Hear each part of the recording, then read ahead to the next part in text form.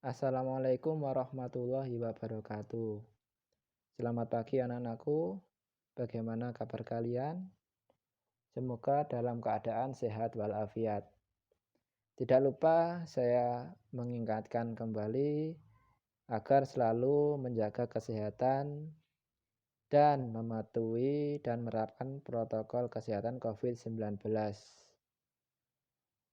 yaitu 3M, mencuci tangan, menjaga jarak, dan memakai masker ketika keluar rumah.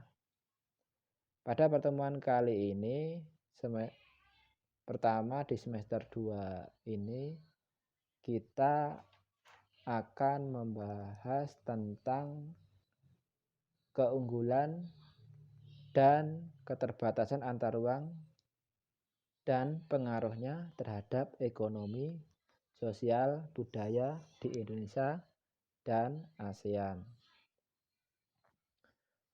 Pada bab ini ada 4 subbab yang akan kita bahas. Pembahasan pertama, subbab pertama, yaitu keunggulan dan keterbatasan antar ruang serta peran pelaku ekonomi dalam perekonomian. Subbab kedua, perdagangan antar daerah, antar pulau, dan perdagangan antar negara. Yang ketiga, penguatan ekonomi maritim dan agrikultur di Indonesia. Yang keempat, pendistribusian kembali atau redistribusi pendapatan nasional. Pada kesempatan kali ini, pembahasan yang akan kita laksanakan adalah keunggulan dan keterbatasan antar ruang dalam permintaan dan penawaran. Kita lihat dalam gambar, terdapat 3 ruang atau daerah yang berbeda yang memiliki keunggulan dan keterbatasannya masing-masing. Misal di desa memiliki keunggulan dalam sumber daya alam.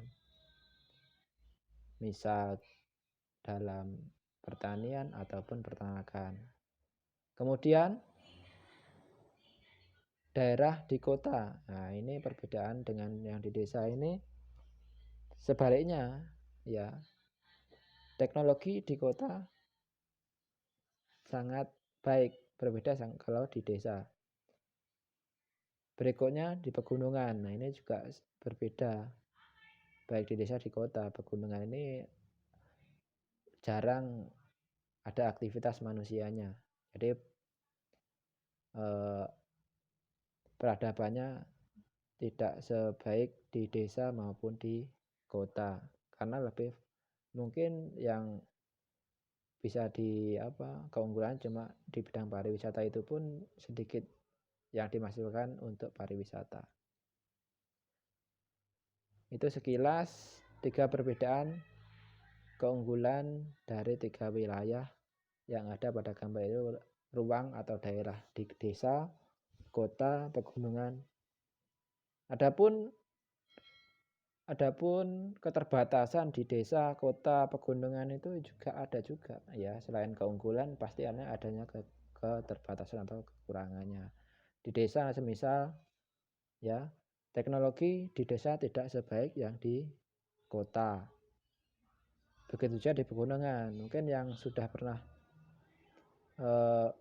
merasakan kehidupan di desa, di kota, ataupun di pegunungan, mungkin akan mampu membedakan baik kehidupan di desa, kota, ataupun pegunungan.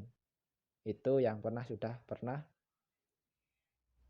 melancong di desa, di kota, ataupun di pegunungan. Ya, itu merupakan keunggulan dan keterbatasan antar ruang dalam permintaan dan penawaran. Di desa lebih unggul dalam ketersediaannya bahan pokok, bahan kebutuhan dasar manusia, berbeda dengan di kota.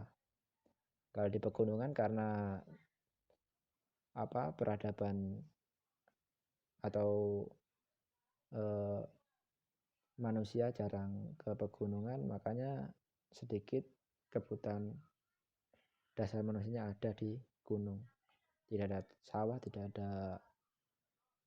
ada peternakan mungkin itu ya. Di kota juga demikian. Oke, berikutnya setelah kita belajar keunggulan dan keterbatasan antar ruang di daerah perkotaan dan di desa, kita akan mempelajari interaksi antara orang dipengaruhi oleh perbedaan potensi sumber daya alam di tiap-tiap daerah. Ya, ini lebih fokus ruang bukan daerahnya tapi ruang di daratan. Ya, ada 3 ya di sini ya. Sumber daya alam di daratan, sumber daya alam di perairan, dan keunikan wilayah dan keindahan alam. Ya, di sini sumber daya alam di daratan mencakup barang tambang, hasil hutan, komoditas pertanian, dan perkebunan. Terus berikutnya sumber daya alam di perairan, ini terkait barang tambang, perikanan laut, perikanan darat, dan terumbu karang. Ini produk unggulannya ya, produk unggulan di sumber daya alam di daratan berupa komunitasnya, berupa pertanian dan perkebunan, tambang, hasil hutan. Di perairan itu berupa tambang, perikanan laut, perikanan darat, dan terumbu karang. Berikutnya keunikan wilayah dan keindahan alam. Ya, keindahan alam yang sudah seperti gambar tadi, perbedaannya di pegunungan itu ya, yang pastinya pegunungannya keindahan alam seperti di Bromo itu yang jadikan wisata. Pegunungan ya, gunung yang sempat dijadikan atau difilmkan ya, dibuatkan film tentang wisata 3-5 cm. Mungkin dari beberapa anak sudah melihat 5 cm yang latar belakangnya berupa pegunungan, tempat wisata di Bromo, di Gunung Semeru. Oke, nah ini merupakan gambar-gambar terkait barang tambang yang dihasilkan di wilayah, di beberapa wilayah di daratan, baik di daratan. Nah, ini potensi unggul yang dihasilkan di Indonesia ya. Potensi yang dihasilkan barang tambang di Indonesia ada minyak bumi, batu bara, gas alam, emas, nikel. Ada juga timah, tembaga, marmer, mangan, dan juga hutannya. Ya, dari beberapa gambar ini hasil tambang ini adalah potensi yang ada di Indonesia, potensi yang keunggulan sumber daya alam di Indonesia. Ya, yang mungkin bisa sebagai daya tarik untuk menawarkan keunggulan diberikan diekspor ya, diekspor ke luar negeri. Ya, karena kelebihan keunggulan di bidang tambang. Oke, bila ini keunggulan berikutnya keunggulan komparatif ya. Keunggulan komparatif ya. Komparatif perbandingan ya, perbandingan keunggulan ya, geografis dan geologis. Geografis itu tentang wilayah, geologis itu tentang kebumiannya ya, ke geologis.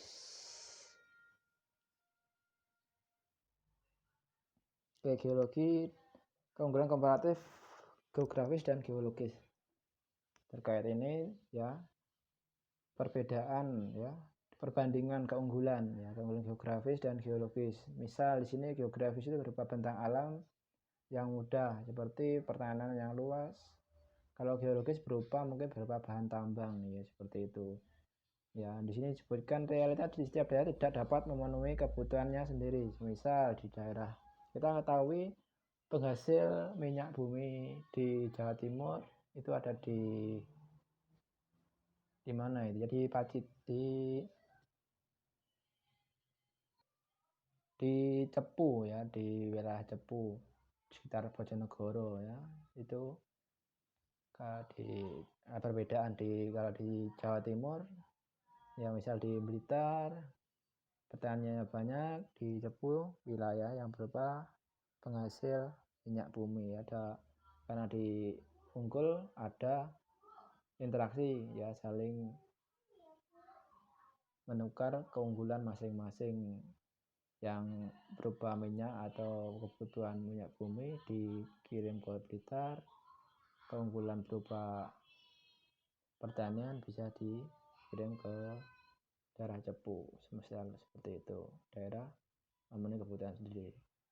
Atau yang lainnya berupa apel, di Blitar nggak bisa menghasilkan apel, di Batu bisa menghasilkan apel, akhirnya terjadi kebutuhan yang tidak dipenuhi di Blitar, misal apel nggak ada, keinginan apel yang tinggi tidak terpenuhi, akhirnya terdapat interaksi pengadaan apel, pengambil pembelian apel di Batu.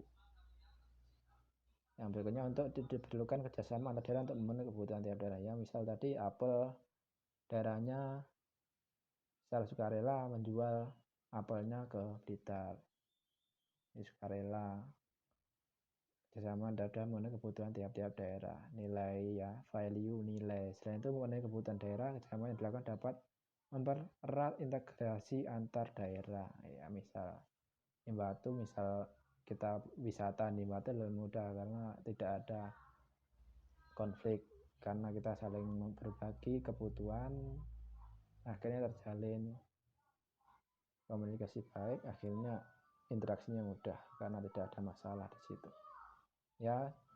Demikian materi hari ini, kurang jelasnya bisa kita diskusikan via DM chat pribadi, kurang lebihnya saya mohon maaf. Untuk tugasnya menyusul berupa via WhatsApp. Sekian, wassalamualaikum warahmatullahi wabarakatuh.